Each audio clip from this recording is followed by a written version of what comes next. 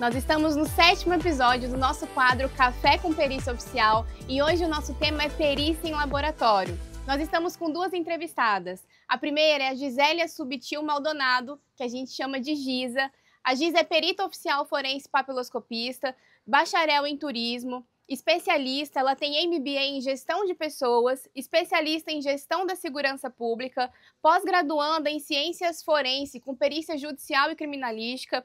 A Giza atualmente ela é chefe do núcleo de laboratório papiloscópico do Instituto de Identificação.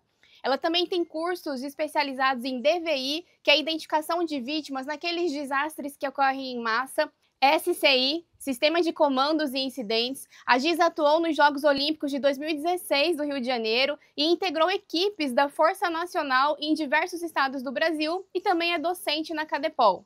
A Giza também ministrou aulas no curso de formação INC, Instrução de Nivelamento e Conhecimentos para os integrantes da Força Nacional, e foi docente no curso de formação de soldados da Polícia Militar do Mato Grosso do Sul. E nós estamos com a perita oficial forense papiloscopista, Ana Luísa Santana. A Ana é da turma de 2014, formada em Direito, pós-graduada em Processo e Direito do Trabalho e pós-graduada em Processo e Direito Penal. A Ana também é especialista em identificação humana pela Academia Superior de Polícia na Polícia Federal. A Ana está lotada no Instituto de Identificação, ela tem uma vasta atuação no Núcleo de Laboratório de Perícias Papiloscópicas e Núcleo de Exames de Confronto.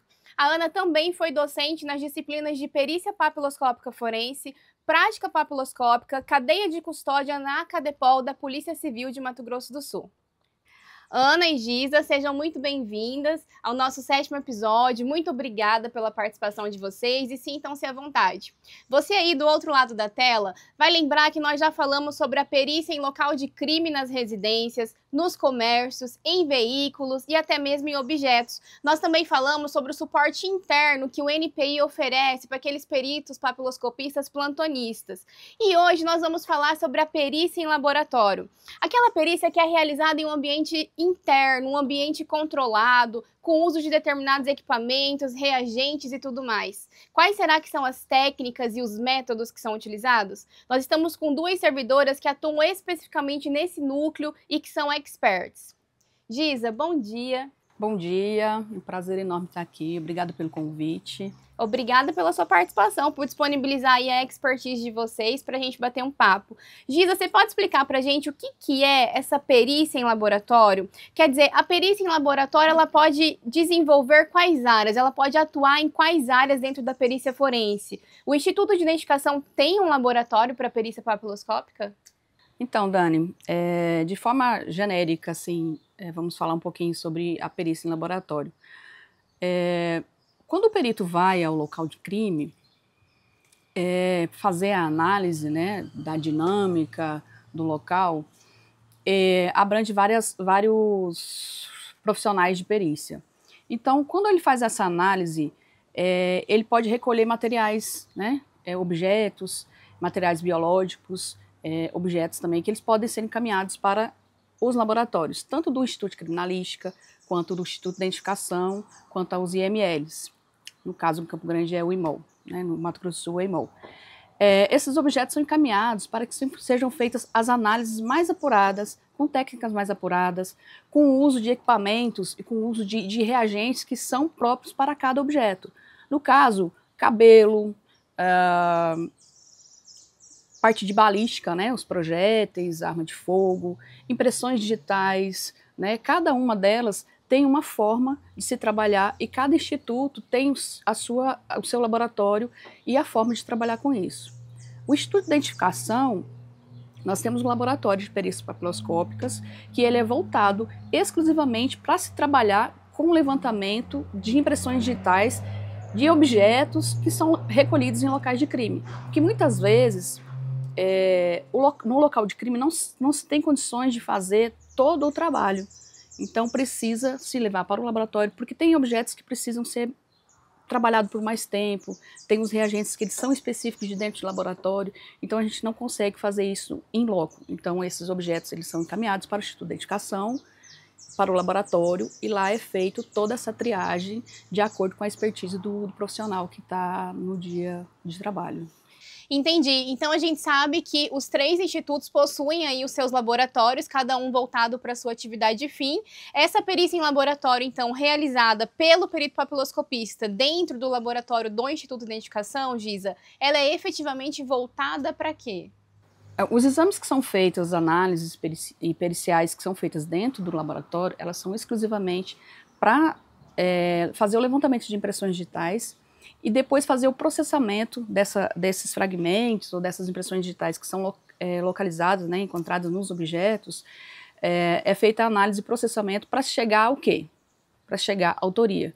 Porque nós precisamos, né, responder aquelas perguntas, né, do quinteto de Quintiliano, né, que é quem, como, quando, onde e por quê. O Instituto de Identificação, ele é responsável pela identificação, pela autoria. Então, as impressões digitais, elas são fundamentais para o processo penal.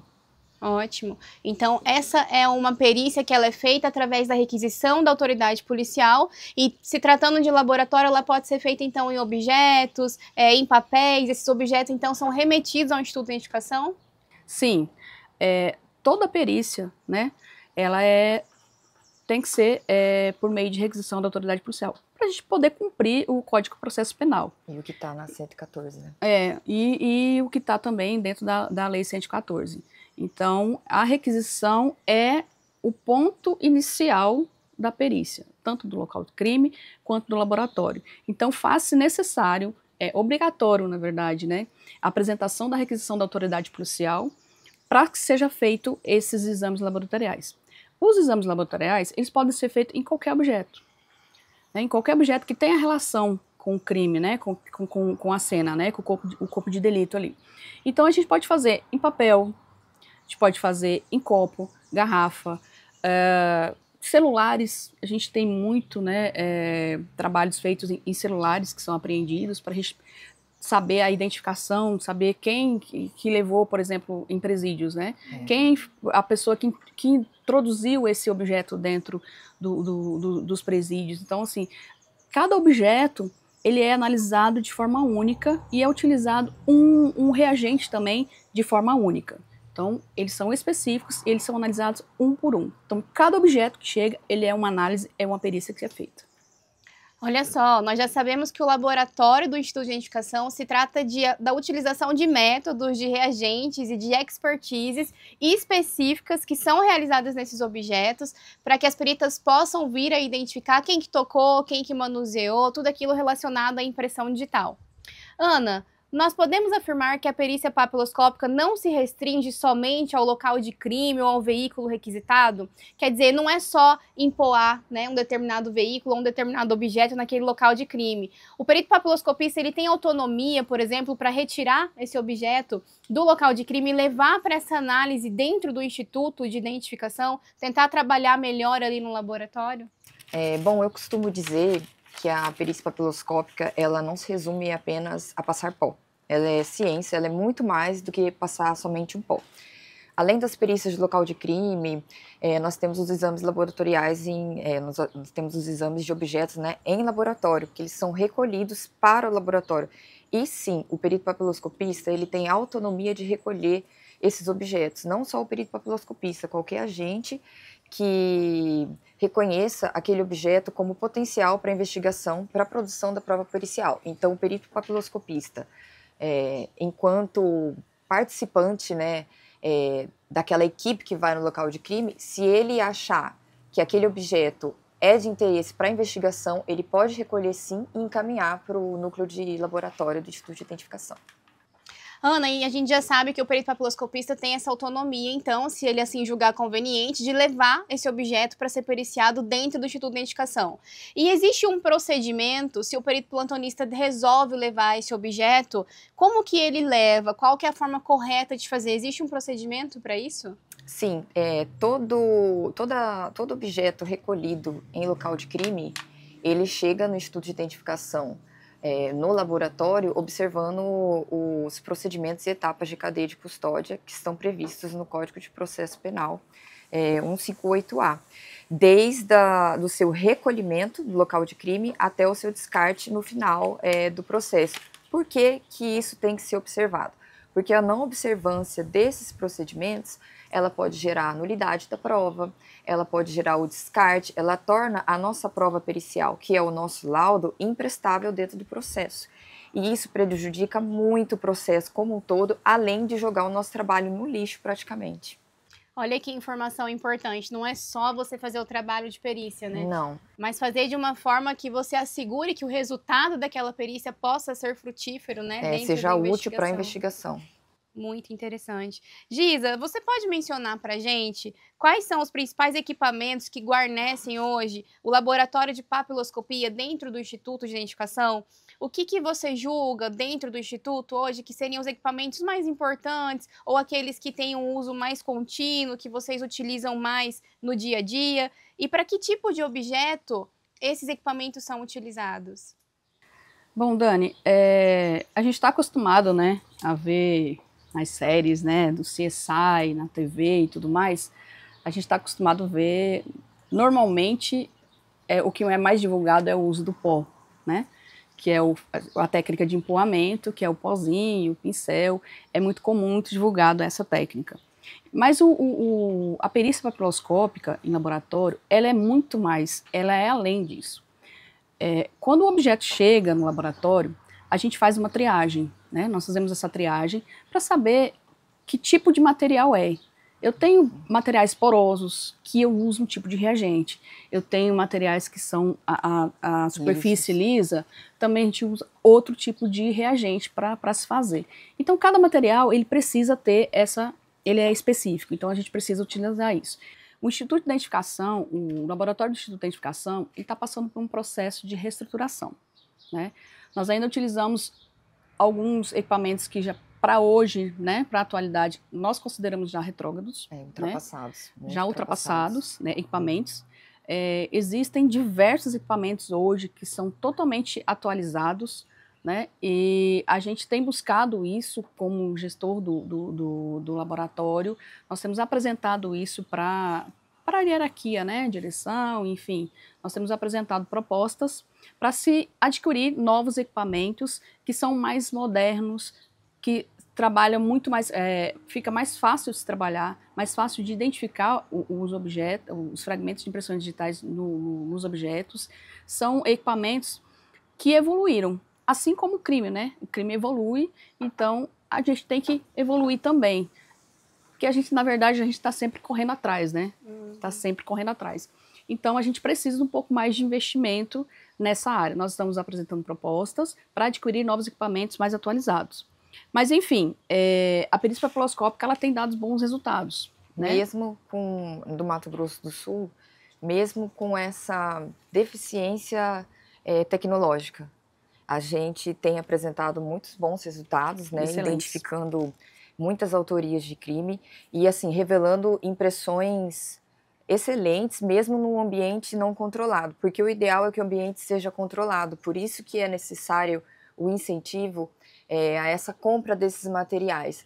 Hoje em dia nós temos o Forenscope, que vai ser adquirido para o Mato Grosso do Sul.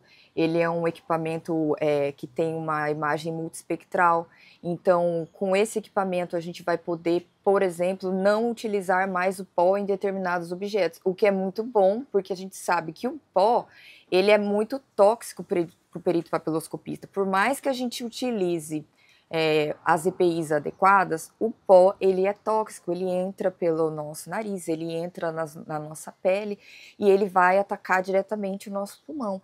E não tem só o Forenscope, nós fizemos projeto, né, Giza, para adquirir o Contact Class, que já é uma versão mais moderna do Forenscope, para que a gente possa equipar o laboratório e também os nossos plantonistas.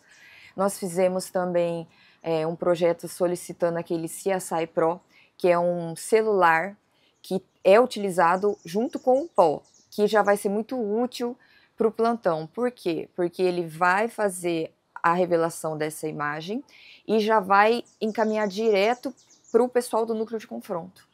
E aí obedece o procedimento de cadeia de custódia, porque ele vai ter um código hash nessa imagem.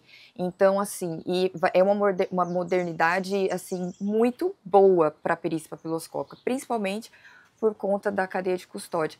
Nós temos um equipamento muito legal no Brasil hoje, que tem somente na Polícia Federal de Minas Gerais, na PCDF, e a Polícia Civil do Rio de Janeiro acabou de adquirir. Futuramente nós também vamos querer adquirir, mas para isso nosso laboratório ele tem que estar um pouquinho melhor, que é o VMD, que é uma câmara de deposição de metal a vácuo, que pode ser possível revelar até impressões digitais em roupa.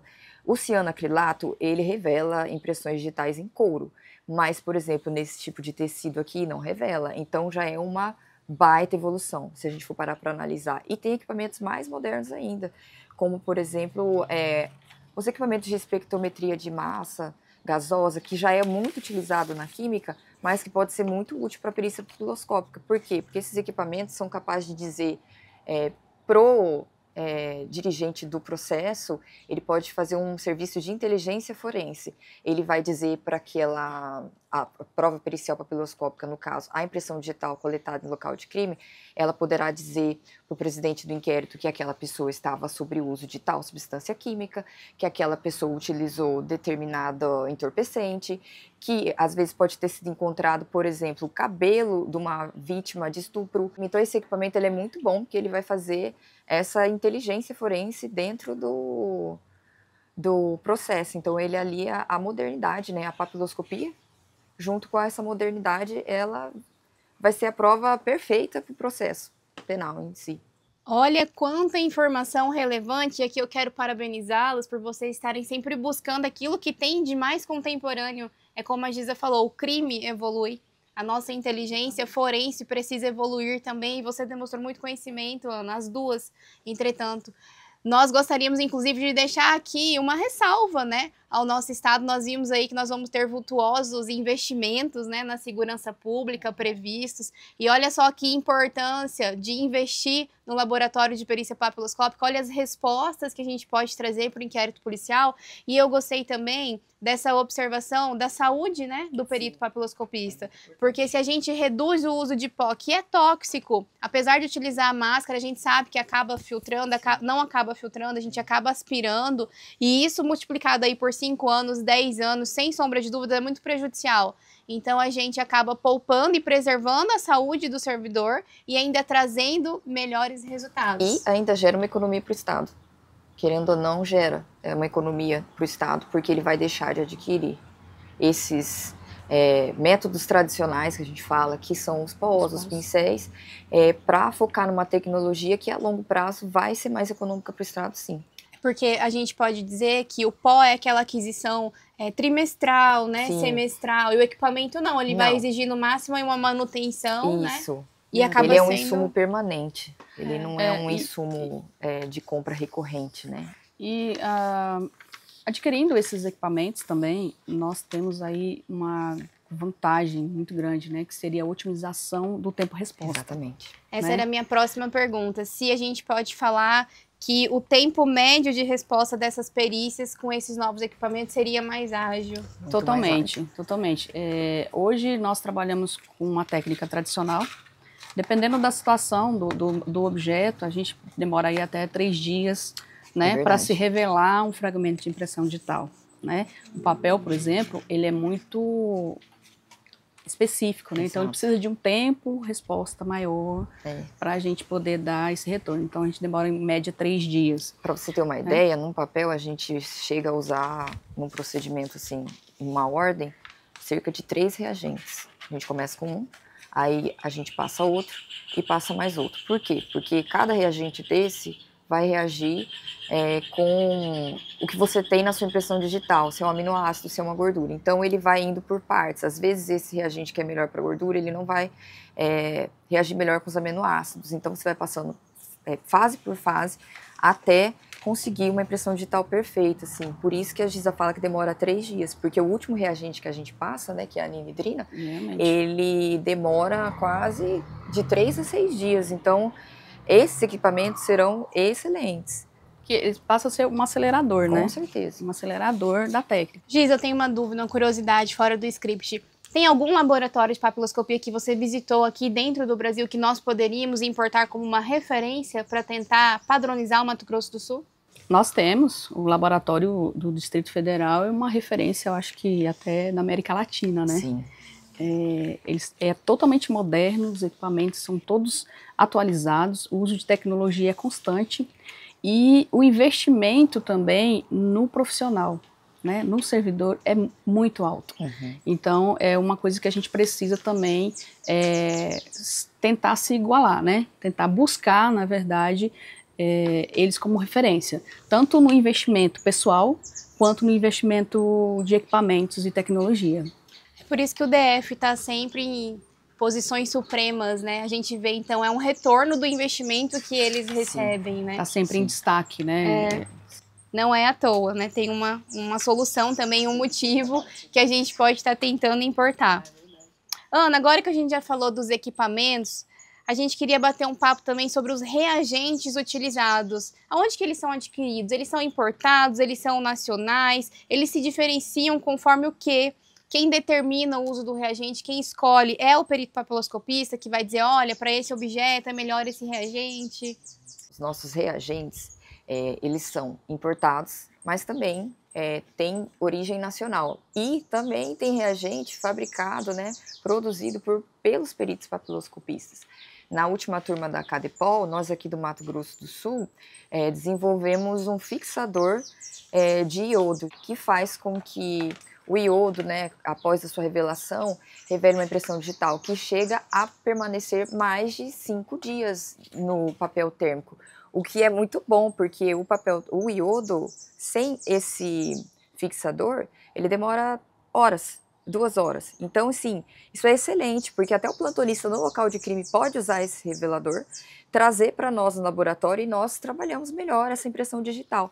Isso é uma coisa, assim, muito boa para a perícia papiloscópica.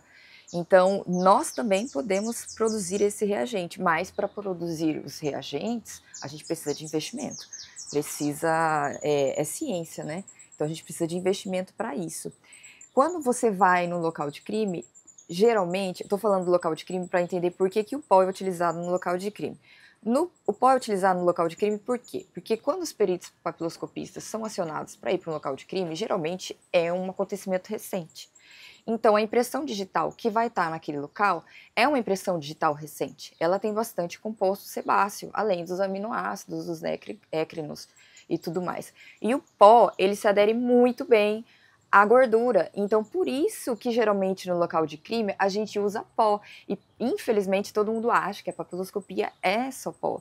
Por isso que a gente tenta desconstruir isso na academia de polícia. Não é só você ir lá e passar o pozinho com o pincel.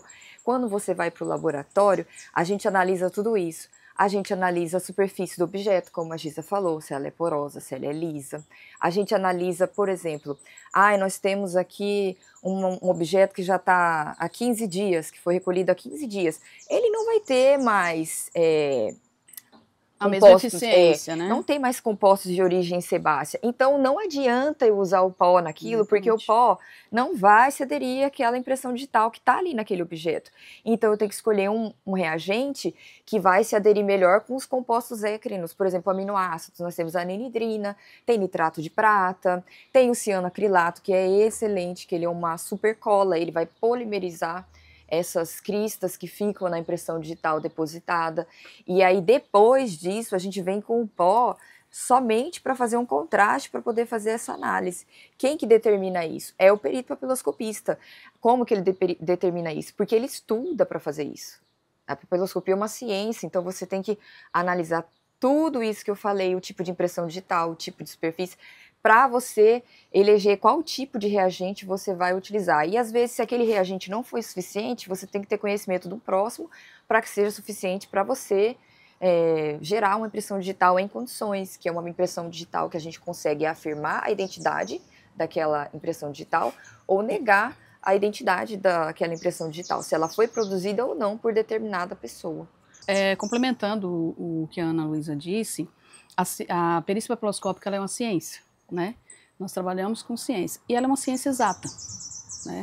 Então eu não tenho dizer que provavelmente é fulano, né? E provavelmente eu tenho 90%, 80% de chance de ser o José, vamos dizer nesse como exemplo. Então a perícia papiloscópica ela é exata, ou ela é ou ela não é, porque as impressões digitais elas são únicas. Então não tem como eu dizer que 80% desse fragmento de impressão digital possivelmente é de José. Eu não tenho como dizer isso, então nós temos que ser muito precisos. E isso é muito importante para o processo, sabe? Sim. Porque a gente está dando Uma autoria, certeza, né? a gente está dando uma certeza de que aquela impressão digital é de determinada pessoa. Então, isso é muito importante para a investigação policial, para o processo. Então, você pode, hoje, a ciência papiloscópica, ela põe assim, você coloca aquela pessoa na cena do crime, ou você tira ela da cena do crime. Então, você inclui ela, ou você exclui. Então, está aí a importância da ciência papiloscópica dentro do processo penal. A gente pode dizer que é um investimento que o retorno dele é a precisão. Sim. É a garantia que vai colaborar com a efetivação da justiça. Porque o produto do inquérito vai gerar uma ação penal que vai gerar uma eventual ali condenação. Quer dizer, é um investimento que está voltando para o Estado em forma de efetivação da justiça. Eu vou te dar só um exemplo. Nós falamos aqui no programa, nós falamos de vários temas. Voltando para o tema de necropapiloscopia, por exemplo, para você ter a ideia de quanto é importante isso, a identificação de um corpo, né? A identificação de um cadáver. Ali começa a investigação. Se eu não sei quem é, exato, né? Se eu não sei quem é, como é que eu vou saber quem fez? Então, o ponto inicial de uma investigação, ela é importante para saber quem, né? Quem foi que morreu? Então, a partir do momento que eu sei quem é, eu consigo fazer, né, a investigação consegue trabalhar o entorno para poder chegar à autoria, né, no caso da necropapiloscopia. Fazendo um link entre a necropapiloscopia e o laboratório, existe algum caso que uma identificação necro acaba sendo de alguma forma trabalhada também em laboratório? O laboratório auxilia? Sim. A PCDF, vou usar a PCDF como exemplo, como nós falamos. A PCDF, ela tem um laboratório de necropapiloscopia maravilhoso. Então, quando nós fazemos a necro, né, quando a gente trabalha essas falanges, esses dedos desses cadáveres, a gente utiliza processos químicos. E, por vezes, a gente tendo um aparelho excelente, por exemplo, na fotografia, esses aparelhos mesmos que eu citei agora, mais atrás, eles vão servir também para necropapiloscopia, porque uma das grandes dificuldades que a gente tem é realizar fotos de alta qualidade dessas minúcias existentes nos dedos desses cadáveres que nós tratamos, porque muitas vezes a gente pega um cadáver carbonizado, a gente faz todo o tratamento químico em laboratório, que no caso a gente faz no IMOL, porque nós não temos um laboratório específico de necro, que seria também algo maravilhoso para o Mato Grosso do Sul, porque nós somos muito bons na identificação de cadáveres especiais.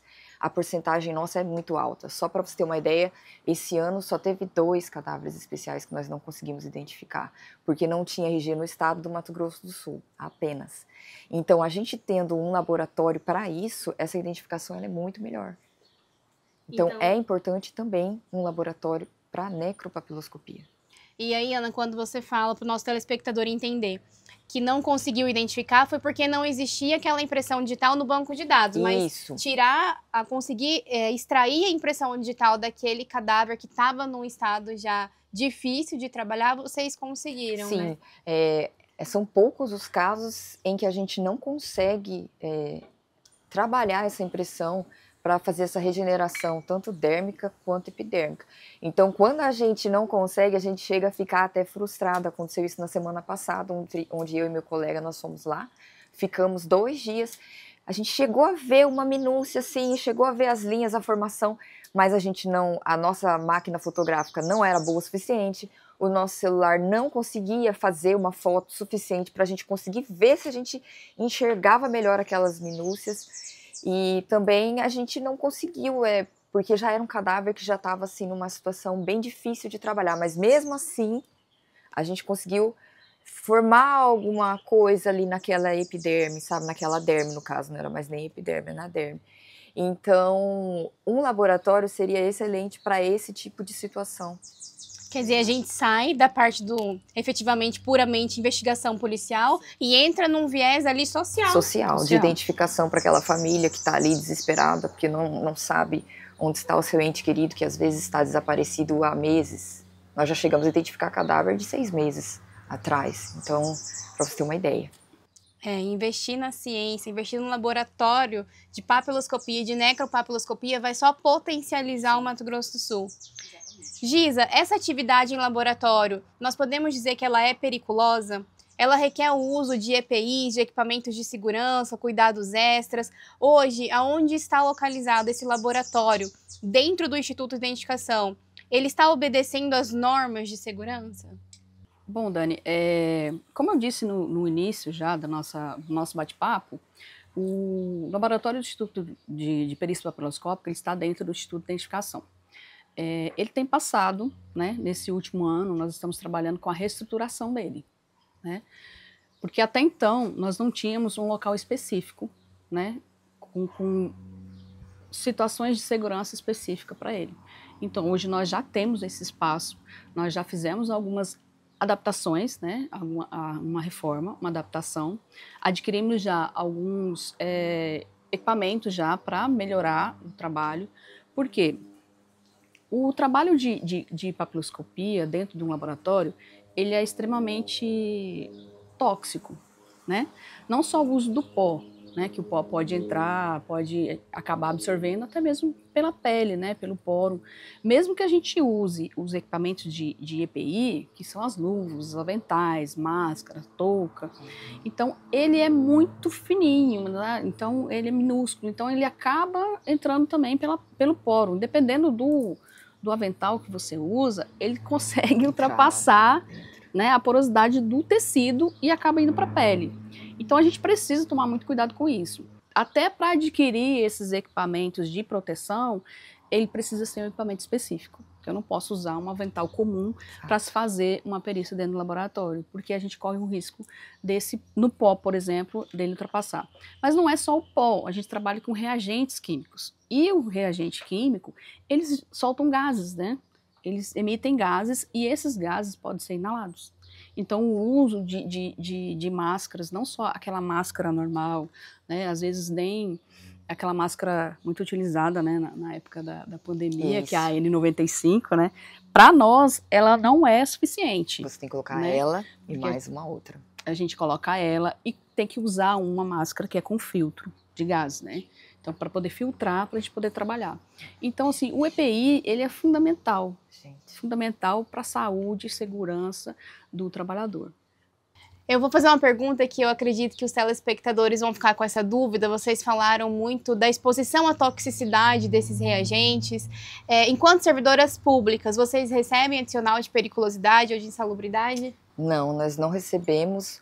Mas já houve, né, um indicativo do Estado, ele perguntou para as categorias quem que trabalha com esses tipos de reagentes químicos, né, que precisam de adicional de periculosidade e insalubridade, e nós sinalizamos que sim, nós do Mato Grosso do Sul, nós peritos papiloscopistas do Mato Grosso do Sul sinalizamos que sim, mas ainda não tivemos essa devolutiva do Estado, isso já faz mais de ano. É porque nós, no Mato Grosso do Sul, nós recebemos por subsídio, então o Estado entende-se que não precisa compor com esses adicionais, mas efetivamente a SAD fez essa consulta e não são todos, mas aqueles que trabalham na parte de necropapiloscopia fizeram, né, os requerimentos justamente para receber esse adicional insalubridade e seria muito interessante porque a insalubridade existe, né? Necro, local de crime, laboratório. Sim, o risco é evidente. É grande. Seria muito interessante que o servidor também fosse amparado, né? O necro, principalmente, o problema são as doenças que a gente pode pegar manuseando determinados cadáveres. Teve colega nosso que já pegou hepatite. O risco biológico na época altíssimo. Do Covid, o medo era grande, porque você chegava lá e tinha um cadáver escrito assim, Covid-19, e a gente só com luva e máscara. Eu me lembro que na época do Covid eu era plantonista e nós fizemos um corpo e naquela época ainda não se sabia o que era aquela Covid-19 e vinha identificado do hospital com a placa, né, de Covid-19 e realmente foi um momento de muita apreensão e nós já deveríamos estar sendo contemplados desde aquela época, com o adicional. Ana, eu fiquei positivamente surpresa quando você mencionou que os alunos criaram reagente. Sim. nós tínhamos conhecimento da existência de um protótipo de uma câmara de cianocrilato lá na região de Fátima do Sul, e para mim já tinha sido assim um boom de inovação, os alunos criarem um equipamento. Agora eu fiquei muito impressionada em saber que eles criaram inclusive um reagente, mas a minha dúvida é, esse protótipo dessa câmara de cianocrilato, isso procede? Isso também foi criado? Procede. Além desse reagente que nós desenvolvemos lá durante as aulas da CADEPOL de prática, né, de perícia papiloscópica, eu comentei com eles que em Brasília, na PCDF, existia uma câmara de papelão totalmente automatizada. Eles adoraram a ideia e por conta própria falaram, nós vamos fazer. Eu falei, maravilha, vamos tentar, né? Então, os nossos alunos químicos, engenheiros de produção, engenheiros químicos e da farmácia, e sobre a minha orientação, né, nós pegamos uma caixa de papelão de uma máquina de lavar louça, daquela de 14 serviços, né, que ela é bem grande, e eles fizeram toda a parte elétrica. E depois disso deu tão certo, nós conseguimos revelar impressões digitais em vários objetos, inclusive em luva, o que é muito difícil. E eu, como professora, fiquei muito contente porque demonstra a capacidade dos peritos papiloscopistas em fazer ciência e tecnologia. Então, assim, foi um trabalho muito legal, foram feitos diversos testes, foram reveladas impressões digitais em diversos objetos, mas continuo frisando que o ideal é nós termos materiais específicos para isso, câmaras específicas que cuidem da saúde do servidor, né, que protejam o servidor de eventuais danos. Mas eu, como professora, fiquei muito feliz de ver como que um incentivo é capaz de assim, mudar a visão dos alunos, né, e dos próprios peritos. Então foi uma disciplina muito interessante. E a questão do reagente foi sensacional. Assim, com o pouco que nós temos no laboratório, nós conseguimos desenvolver um reagente. Imagina se nós tivéssemos uma estrutura adequada, o que o Mato Grosso do Sul não poderia fazer para o Brasil, eu vou dizer assim, porque essa questão desse fixador, ela é boa não só para o Mato Grosso do Sul, ela é boa para o Brasil. Não fizemos o artigo ainda, estamos pensando como vamos fazer esse artigo, vamos ter que fazer novos testes desse reagente para depois a gente disponibilizar primeiro para o Mato Grosso do Sul e depois, quem sabe, para o Brasil. São ideias que podem ser patenteadas, Sim, que podem ser divulgadas para serem colocadas em utilização em massa, né? E isso demonstra realmente a capacidade técnica, tanto dos professores que estão dentro da CADEPOL e estão passando essa visão, afinal foi com base nas suas orientações, quanto dos alunos que com suas formações específicas acabam por utilizá-las também para melhorar o ambiente de trabalho. Giza, qual que é o produto final da perícia feita em laboratório? Bom, depois do trabalho de revelação, de impressões digitais, de ser feito esse decalque, ser feita a fotografia desses fragmentos e tudo mais, ele é feito o processo, né, de identificação. Nós usamos os sistemas de identificação do Estado do Mato Grosso do Sul, nós utilizamos o EIBS, né? Nós também temos à disposição o EIBS do INI, Instituto Nacional de Identificação, e também nós temos acesso ao TSE, o banco de dados do TSE. Então, depois de feitas essas análises, essa identificação desse fragmento de impressão digital, dando autoria, nós confeccionamos um laudo pericial papiloscópico. Então, Dani, o laudo, na verdade, ele é o produto final. Né? Depois de revelado, analisado, identificado o fragmento, nós fazemos o laudo. Então, esse laudo é o produto final do trabalho do perito papiloscopista em laboratório e ele é devolvido para a autoridade policial, que acaba se encaixando lá no processo, no inquérito policial e que ele vai a juízo, né, futuramente. Eu queria fazer uma complementação. A perícia papiloscópica, ela é rápida por conta da expertise dos nossos peritos aqui do Mato Grosso do Sul. Mas para você, quer dizer, a nossa resposta é rápida. Mas para vocês terem uma ideia, a Giza falou aqui 3 sistemas automatizados de identificação de impressão digital. nós inserimos esse fragmento, vamos supor que nós tenhamos 10 fragmentos revelados, né, num objeto, e que 2 fragmentos tenham dado condições de confronto, que é aquilo que eu falei para vocês, que é um fragmento que a gente consegue afirmar a identidade desse fragmento, né, dar uma autoria para essa impressão digital encontrada no local de crime, ou simplesmente excluir essa autoria. Quando nós fazemos a revelação desse fragmento, nós inserimos nesse banco de dados. Antes de inserir nesse banco de dados, nós fazemos confrontos com vítima que tem no boletim de ocorrência, eventual autor, todos os envolvidos nesse boletim de ocorrência. Nós temos 10 dedos, então a gente faz confronto de 1 para 10 logo no início. Então, se no próprio boletim de ocorrência tiver 5 candidatos, a gente já fez 50 confrontos para uma impressão digital. Como são 2, a gente fez 100. Só aí já foram 100 análises. Quando a gente insere no banco de dados, o nosso banco de dados aqui, o ABES, o nosso sistema ABES do Mato Grosso do Sul, nós fazemos o confronto 1 para 100. Então, só aí já foram 100 candidatos em um fragmento de impressão digital.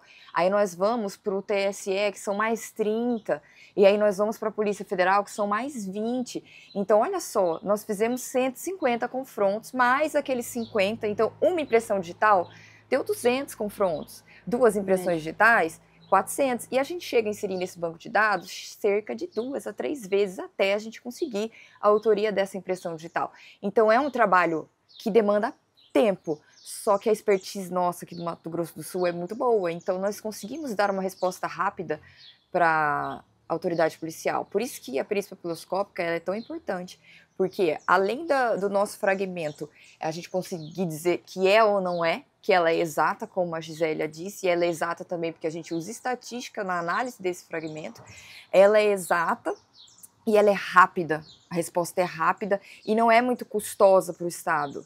Basta a gente ter uma lupa, um equipamento bom, né, de computador e, lógico, o nosso olho, né, para a gente fazer essa análise. Então, isso é rápido. É mais uma das minúcias, né? Como a Ana falou, um fragmento pode ser analisado 200 vezes, 2, 400, e ainda assim, às vezes essa resposta volta em 2, 3 dias para a autoridade policial já conseguir nada no laudo, por conta da expertise aí dos Tem nossos situações que a servidores. gente chega a revelar aí 20 fragmentos de impressões digitais, entendeu? Então, numa perícia, a gente acaba fazendo aí quase 5.000 análises, né, em uma perícia. Sim, nós no fizemos montante. mês passado, muitas análises Para chegar em um resultado. E só para reafirmar aqui, eu só queria dizer assim que os sistemas, eles auxiliam o perito papiloscopista, né? Eles fazem uma triagem, vamos dizer assim, uma triagem nacional e traz os 100 possíveis, né? Pessoas a serem candidatos a serem identificados naquele fragmento. Mas quem faz a análise final, quem vai lá, quem olha e quem diz que aquele fragmento que o sistema trouxe é o perito papiloscopista. Então, o sistema, ele auxilia muitíssimo no nosso trabalho, mas a palavra final é do perito papiloscopista. Interessante, porque não adianta nada a gente ter o sistema mais moderno se a gente não tiver ali o perito capacitado, o perito com essa expertise. E como vocês duas estão há muitos anos no núcleo de laboratório, querendo ou não, tanto a expertise quanto o tirocínio, eles vão sendo aguçados. Olha, nesse equipamento aqui, eu vou utilizar para essa superfície, nessa superfície eu preciso ver assim, esse lado, esse cantinho, porque geralmente o indivíduo pega aqui e isso é uma coisa que vai sendo construída, né? Ana, eu imagino que vocês tenham centenas de casos que vocês trabalham e que vocês veem o resultado. Mas você poderia citar algum caso em que o laudo de uma perícia realizada no laboratório do Instituto de Identificação, que você recorda que instruiu o inquérito, que instruiu a ação e que você teve condições de acompanhar aquele trâmite, de ver uma eventual condenação? Sim, eu acho que foi no ano de 2017, chegou para mim fragmentos, né, cacos de vidro de uma garrafa de uísque.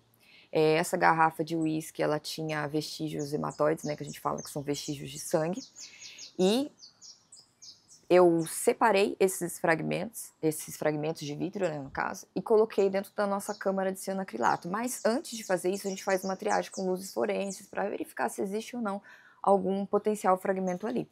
Aí eu coloquei esses fragmentos na nossa câmara e revelou um fragmento de impressão digital. Foi o único fragmento de impressão digital nos 12 pedaços que tinham. E com base nisso, pelo confronto direto, por quê? Porque, por vezes, os fragmentos revelados em laboratório, eles não são assim igual os de local de crime ou como se fosse uma coleta, eles são fragmentos mesmo. Então, a gente precisa analisar ele com cuidado para fazer esse confronto. E nessa época tinha um suspeito da autoridade policial. Então solicitou-se que fosse coletada a impressão digital desse suspeito e foi feito o confronto direto. No confronto direto, eu constatei que a impressão digital que estava naquele caco de vidro era desse suspeito. Eu só utilizei um pó contrastante para eu poder ver melhor essas minúcias. Dito isso, ele foi para o inquérito penal. O delegado indiciou, né, esse possível autor, foi para o Ministério Público, ele foi denunciado e foi a júri popular.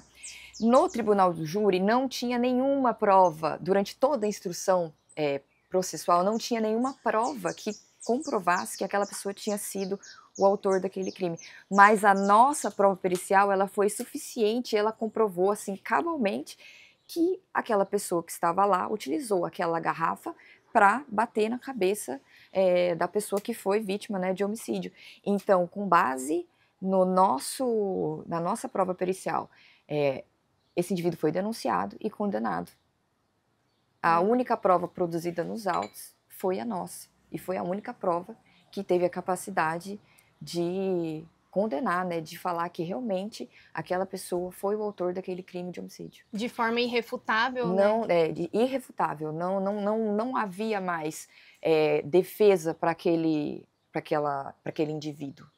Aquele trabalho que começou naqueles 12 pedaços de vidro, que chegou ali no tribunal do júri e que foi capaz de levar à condenação. Parabéns. Depois disso tiveram outros casos, mas esse foi bem emblemático porque eu consegui acompanhar até o final. Alguns a gente acompanha ali até a denúncia e tudo mais, mas não sabe o que vem depois, né, com o julgamento. Mas esse foi até o final. É porque, na verdade, a gente acaba limitando, né, esse nosso acesso Exato. a esse tipo de informação.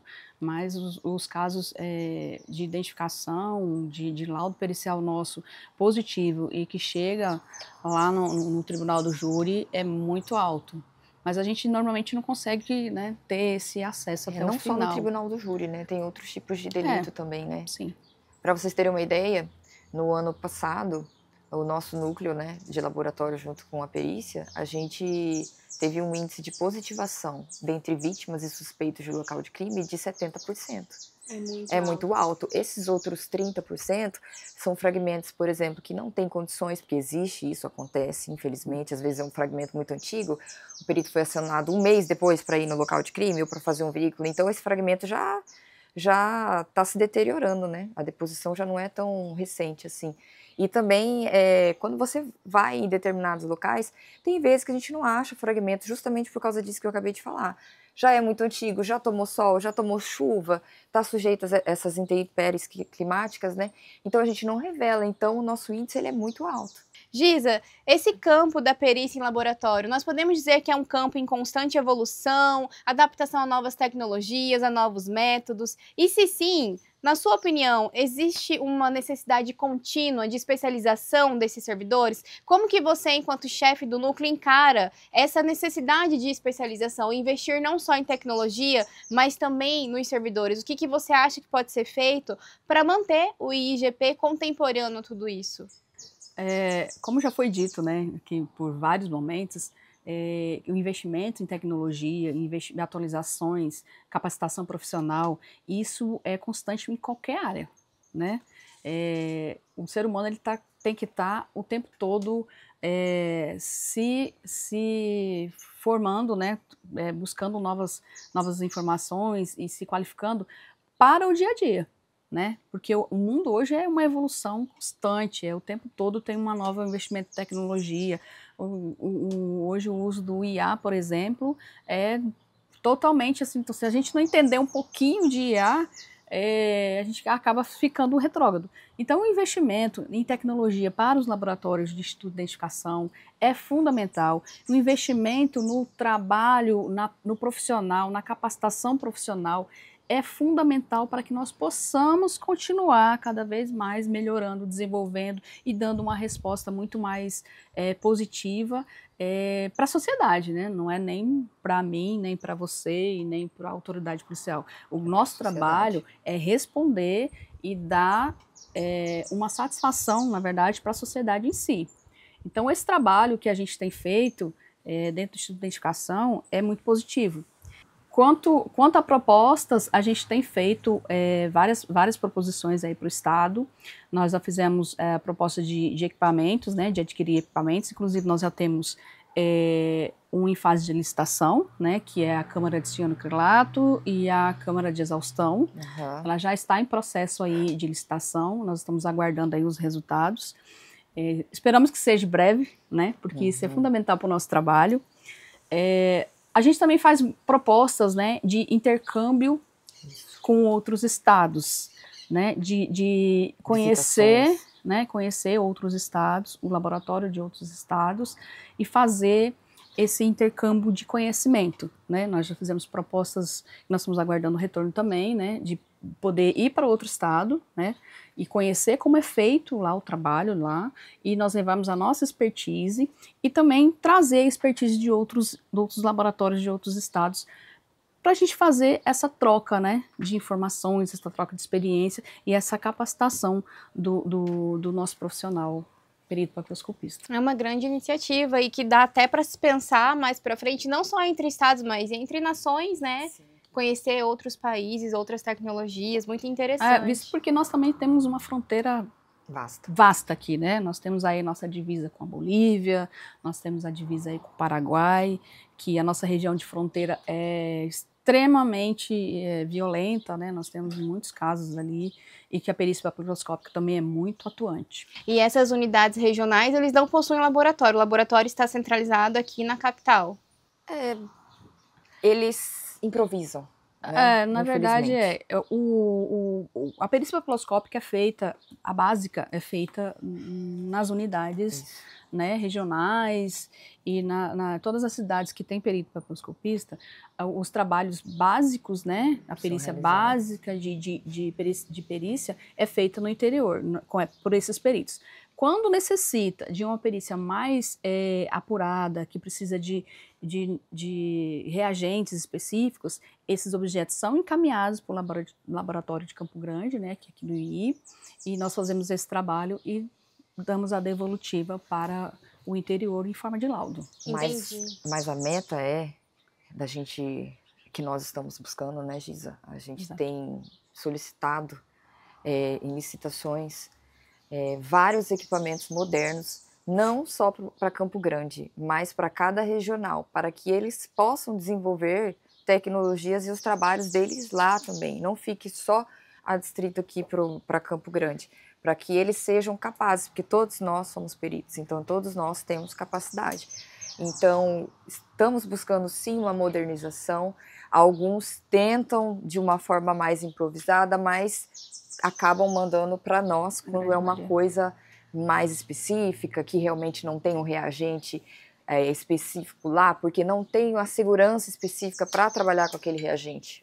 Então, vem para nós e nós fazemos a perícia e damos a devolutiva para eles. Porque as perícias, ela tem que ter, laboratório, ela é um ambiente controlado, né? Então, a gente tem esse cuidado, né, de estar sempre trazendo, mandando para Campo Grande para fazer. Essa falha na estrutura, às vezes, não permite a confecção, mas também não fica sem resultado. Vem para Campo Grande devolve. Essa situação que a Ana disse, que nós estamos buscando aí equipamentos também para as regionais, isso, na verdade, é só para a gente otimizar o tempo-resposta do trabalho, né, para o profissional, para a autoridade policial do interior. Porque quando tem esse tempo de burocracia, né, de vir, de retornar, então se tiver na unidade regional fica muito mais ágil, né, para o próprio inquérito. Ana, você acredita que o tema cadeia de custódia está intimamente relacionado com a perícia em laboratório? A gente sabe que você é uma especialista em cadeia de custódia. Tem alguma orientação, agora falando de servidor para servidor, que você acredita que possa ser relevante, que possa ser aproveitada institucionalmente, até mesmo pelos gestores dos institutos de identificação que nos assistem? Sim, a perícia papiloscópica, a cadeia de custódia na perícia papiloscópica, elas são interligadas. É intimamente ligado a questão cadeia de custódia com perícia papiloscópica. Por quê? Em vários aspectos, tanto no local de crime, na necropapiloscopia, no laboratório, no BIC, eles são intimamente ligados à nossa questão da perícia papiloscópica, né, esses procedimentos de cadeia de custódia. Bom, dentro da perícia papiloscópica, nós temos 3 tipos de cadeia de custódia. Nós temos uma cadeia de custódia primária, uma cadeia de custódia secundária e uma cadeia de custódia terciária. A cadeia de custódia primária é quando o agente externo, um investigador de polícia, recolhe esse objeto da cena do local de crime e leva para nós, do laboratório, e às vezes seria mais para nós do laboratório, assim, não é muito difícil levar para outra área nossa dentro do Instituto de Identificação. Chega para nós no laboratório e nós fazemos esse exame e emitimos o laudo. Para esse tipo de cadeia de custódia, tem um procedimento. A cadeia de custódia secundária é quando os peritos papiloscopistas que vão para o local de crime trazem esse objeto para nós e nós fazemos todo esse processo. Para esse tipo de cadeia de custódia, tem um procedimento. E a terciária é quando nós, do laboratório, eu e Gisélia, pegamos esse objeto e revelamos fragmentos ali, que seja por fotografia ou por transporte do suporte primário para o secundário. Então, a gente tem uma cadeia de custódia diferente para a terciária. Então, é de suma importância que os peritos papiloscopistas conheçam essas cadeias de custódias dentro da nossa perícia papiloscópica. É de suma importância que os diretores dos institutos de identificação tenham conhecimento disso e trabalhem com base no Código de Processo Penal. Porque o Código de Processo Penal, quando ele fala da cadeia de custódia, ele não limita apenas a perícia papiloscópica, ele limita a várias perícias. E ele não foi específico justamente por conta disso, porque cada tipo de perícia tem a sua especificidade. Então, a gente tem que se adequar os procedimentos das nossas perícias, das nossas cadeias de custódia ao CPP. Então, é fundamental que os dirigentes tenham conhecimento disso para criarem os seus procedimentos operacionais padrões em cada tipo de perícia. E também é de extrema importância que tenha uma cadeia de custódia, uma sala, não precisa ser uma sala enorme, a gente sabe que no Brasil isso não é possível, porque nós temos institutos com muito dinheiro e institutos com pouco dinheiro. Mas é necessário, sim, uma cadeia de custódia que seja uma sala fechada, com câmeras, com acesso restrito, para que a gente consiga validar essa prova em juízo. Porque se tiver a quebra desses procedimentos de cadeia de custódia, seja no reconhecimento, seja no transporte, seja no acondicionamento, no processamento, isso pode fazer com que a nossa prova seja invalidada, ela não vai ser recebida em juízo. E aí prejudica todo o trabalho que nós fizemos e o pior, prejudica a própria população. Então, essas situações que eu disse, elas têm que ser observadas sim pelos institutos de identificação, justamente para que a nossa prova continue tendo a validade e o peso que ela tem no processo.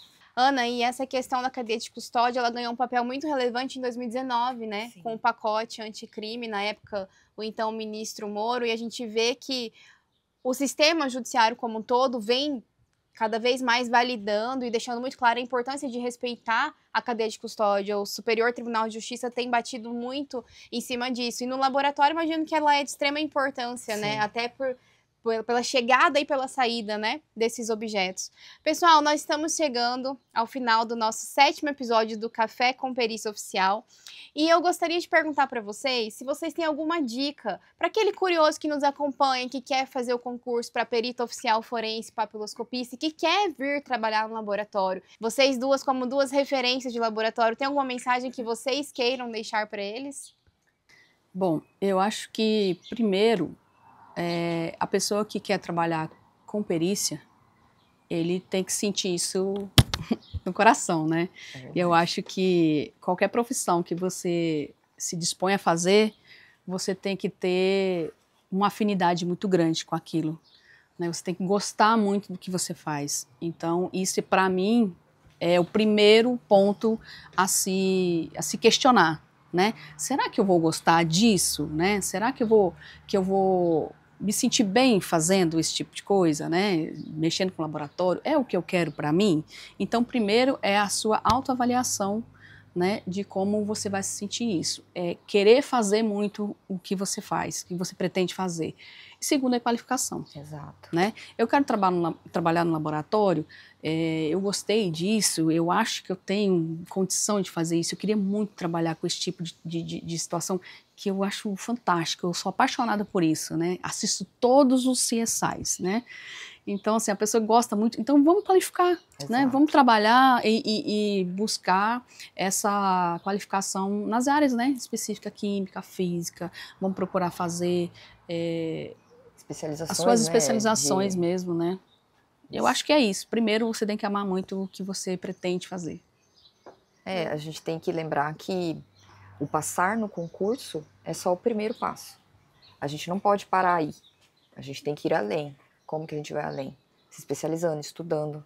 Porque a gente pega o amor pela carreira que nós temos, como a Giza falou, e com base nisso a gente pega forças para ir estudando e tentar melhorar. Então, o concurso, eu falo até para os alunos na sala de aula, quando eu dou aulas para eles, eu falo, isso aqui é o primeiro passo de vocês não podem ficar só com isso, porque isso aqui é o básico que vocês têm para fazer o primeiro, tipo assim, o início do seu trabalho, mas é preciso ir além para que vocês façam um trabalho de excelência, e no laboratório não é diferente, não só no laboratório, em todas as áreas que a gente tem dentro da perícia papiloscópica, mas no laboratório a gente precisa de algumas especializações, né, algumas formações mais específicas, químico, físico, bioquímico, biomédico, então assim, é necessário, e como eu, por exemplo, eu não sou formada em nenhuma dessas áreas, mas eu busquei uma especialização que tem essas áreas para que eu pudesse trabalhar no laboratório, então isso vai da vontade da pessoa, né, e da dedicação, né, dela em relação ao serviço que ela vai prestar. Isso daí, que venham pessoas vocacionadas. Pessoal, eu gostaria de agradecer as nossas convidadas, a Giza e a Ana, que de forma técnica hoje nos deram uma aula sobre perícia em laboratório e sobre o uso da ciência, né, na determinação da autoria delitiva. Eu quero agradecer a todos os peritos e peritas que foram entrevistados, a você aí do outro lado que assistiu, que acompanhou, que se fez presente nos episódios do Café com Perícia Oficial. Quando nós pensamos este quadro, foi justamente para trazer para você, de uma forma dinâmica, um pouquinho sobre as diferentes atribuições dos peritos oficiais forenses papiloscopistas.